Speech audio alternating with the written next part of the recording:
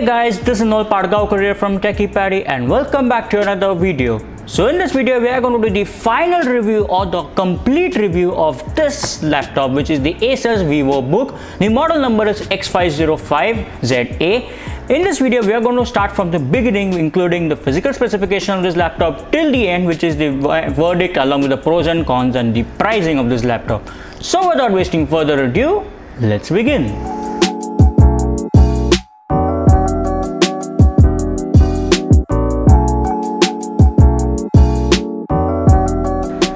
So let's begin with the physical specifications for this laptop. As you can see on the screen that this is a bluish finish textured lid on the back of this laptop, and it kind of gives it a premium look, but it is not a metallic finish, it's a polycarbonate body, and the color and the texture are done in such a way that it looks premium. So well done Asus in that department. If you look at the body of this laptop, which includes the keyboard, mouse and so on, as you can see on the screen that the color is different. It's a silver finished color over here, so two contrasting colors, so that's a pretty nice touch to this laptop. Else I've seen laptops with the same color, be it the lid, be it the body and so on. The next is we are going to talk about what are the connectivity options, what do we have in this laptop. So as you can see on the screen, starting from the left hand side, you have the charging port, you have the RJ45 LAN port, you have a USB 3.0 port, you have an HDMI port, and you also have a Type-C port, which is rare in a budget friendly laptop like this. And as you can switch on the right hand side, you can see that you have the status lights, you have the SD card slot, you have a 3.5mm headphone jack with the Sonic Master drivers and so on. Then you have another you have two USB ports, and you have, last but not the least, the Kensington lock for additional security. So these are the connectivity options, and I'm glad that Asus hasn't missed out on the connectivity options for this laptop. Now let's switch to the screen and the keyboard and the trackpad of this laptop. So let's begin with the screen of this laptop. As you can see on the screen, guys, that this is the display of this laptop. It's a 15.6 inches display, it's an LED backlit full HD display having a resolution of 1920x1080 with an anti-glare panel with 45% NTSC, and it has a frame rate of 60 Hz. So that's nice, which is given in this laptop. But what do I feel about this? That the display is quite good. It's way better than that Asus F570Z laptop, which also had an anti-glare coating. That's what I feel about it, but they could have done a bit better regarding the contrast and the brightness of this laptop. I'll be talking about that in the pros and cons also and so on. Now let's talk about the keyboard of this laptop. As you can see, guys, on the screen that this keyboard is a chiclet type keyboard. It is not a backlit keyboard, and it is not a full-fledged keyboard too. The numpad is missing. I'm glad that Asus hasn't compromised the size of the keys, but yeah, some people may expect a numpad in the budget-friendly PCs. As you may know that HP, Lenovo, Dell do provide the numpads for their laptops too in this budget. So people may or may not prefer it in this budget. So that's the user's opinion, nothing else. Now let's talk about the trackpad of this laptop. So first of all, guys, if you can see on the screen that this trackpad is a very smooth trackpad. It is a glossy matte finish trackpad. So, and since it is in that silver color or something, the fingerprints are not seen on this mousepad, this trackpad at all. I mean, that's a good thing what Asus has done by giving this kind of a finish, the silver finish. And I really like this silver finish which is given for the body. It kind of gives you a rich feel to this laptop. It doesn't even seem, with this kind of a color, it doesn't even seem that it is a budget friendly laptop. It's kind of a 50-60,000 rupees laptop. So I'll be talking about the budget and so on later. Now let's get to the core components of this laptop.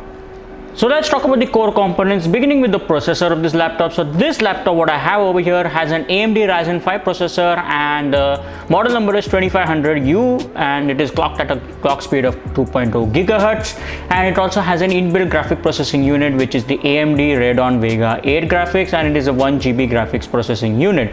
This does not have any external graphic processor unit, just as I had seen in the other laptops. And that's fine because this is a budget friendly laptop, but I will also discuss about this in the cons of this video. Now let's get to the RAM of this laptop. So the RAM is an 8 gigs of RAM laptop, and you get around 6.94 GB of RAM to use. I don't know why is that, because I had also seen this situation in other Asus laptops, the F570Z2, and also I have seen that this can be upgraded to a 16 gigs RAM. So that's a good part, that you will be able to upgrade, and that's the limit. So I think there's only one slot occupied, and you will be able to put another 8 GB RAM and occupy the next slot. Talking about the ROM or the storage, so this is a 1 terabyte hard disk, and it has a SATA disk. It's at around 5400 RPM, so that's an ample amount of space, as you may know. And nowadays every laptop is having a 1 terabyte of hard disk, so that's pretty common.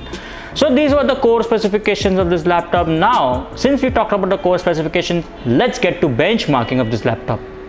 So before I begin with the benchmarking, guys, I would like to tell you that this laptop operating system has some issues, due to which I could not install Heaven Benchmark or any other benchmarking tools except Nova Bench. So we are going to compare the results using the Nova Bench scores, and as you can see on the screen, that this is the score when it was on battery, that's 1330, and this is the score when it was on charger, that is 1332. Very little amount of difference I noticed, and I think it's because there is no external graphic processing unit, due to which the scores matter. But this is the inbuilt graphic processor unit with this processor, that's why I think the scores are remaining more or less the same. And I really don't know what has happened with this processor, or has Asus tuned down this to use it for a normal daily usage, because the FPS weren't going above 20 FPS, so that's quite shocking for me at least. Anyways, what I was going to also say, that this laptop I could not even do rendering because of, again, installation issues and running issues. I don't know really what is wrong with this laptop. So rendering has been removed, and games, to forget it. So games I am never going to do on this laptop right now because of this issue, and I don't have the time also to do that anymore again right now. So when you buy this laptop, if you have a fresh operating system, you may be able to install the games, but you will have to play it on low graphics mode, seeing the benchmarking results of this laptop. Now let's begin with the audio and the display test. I had earlier spoken about what kind of a display this laptop has. Now I'm going to talk about what kind of an audio system this has. So basically, this laptop has a built-in 18 watt stereo speakers with a microphone, and it uses something called as the Asus Sonic Master technology. How good is it to use? Well, let's find out with this test.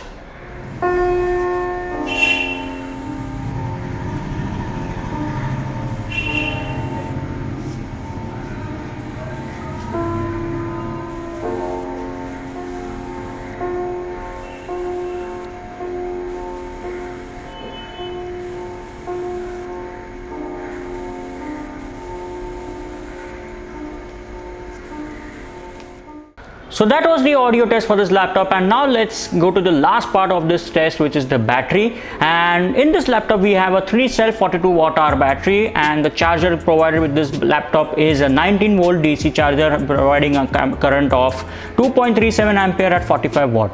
So it's a fast charger actually, and it charges really well, and it charges really fast for this laptop. And battery also lasts for around 4 or 5 hours it lasts, because I feel that if this laptop is not going to be put to too much of extensive use, then I think it's going to last for more than 5 hours or something. So that's a pretty nice thing about this laptop. Now let's go to the final thing, which is the pros and cons along with verdict and the pricing for this laptop. So let's talk about the pros and cons for this laptop. So starting with the pros of this laptop, I really like that the laptop's build quality is really good. Second, it's very lightweight and it's very easy to carry around everywhere. Third, the display is quite good, and it was way better than that anti-glare coating with the F570Z, that Asus laptop, which was costing around 50,000. This is way better than that actually. Okay, and fourth thing is this lid is not as light as I thought to be because of this lightness, and it's pretty nice what I feel about this laptop. Also, the trackpad is pretty nice, and it does not even show that there are fingerprint markings everywhere on this laptop, so that's a really nice thing I like about this. Keyboard is good, and I wish they had included the numpad, because they usually, companies do include a numpad with their laptops usually in this budget range. Okay, now let's talk about the cons of the laptop. Firstly, the display has no proper viewing angles. Like if I just bend this display right like this, I won't be able to get a proper viewing angle for this laptop. I know this is a budget friendly laptop, but the viewing angles could have been a bit better. Okay. Secondly, what I feel is that the keyboard should have a numpad, due to which some people may or may not like about this laptop and may prefer to other company brands of this for the laptops. Third, I feel that the keyboard could have been a bit silent in terms of typing. Like if I type something like this, my laptop also has the similar chiclet type keyboard, but it is a bit silent than this one, so I feel that way. And audio is good, but it could have been better. It's a bit low to my liking actually. That's all about the cons of this laptop. Now let me just reveal the pricing. So guys, if we talk about the pricing for this laptop right now on Flipkart, as I can see on and it is showing 35,990 for this variant, 8GB RAM and the Ryzen 5 model. But you have also a 4GB RAM, which is kind of strange. It's not mentioned on the Asus site yet, and it costs 31,990 with the same processor. You also have a different processor, which is a degraded processor, which is the Ryzen 3 processor with a 4GB RAM costing 32,990. And that's all I can say about the pricing for this laptop. And I feel that yes, this is a budget friendly laptop, but there are some cost cuttings here and there in this laptop, which I don't feel that this justifies the price for this. And also, let us now conclude this video with my verdict.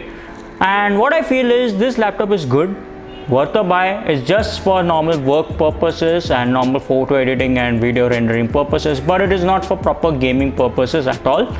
And if you would like to buy this laptop, you can go and buy. I will leave the links in the description box, so don't worry about that. And my verdict again is it's a good laptop. Nothing else I can say more further. All right.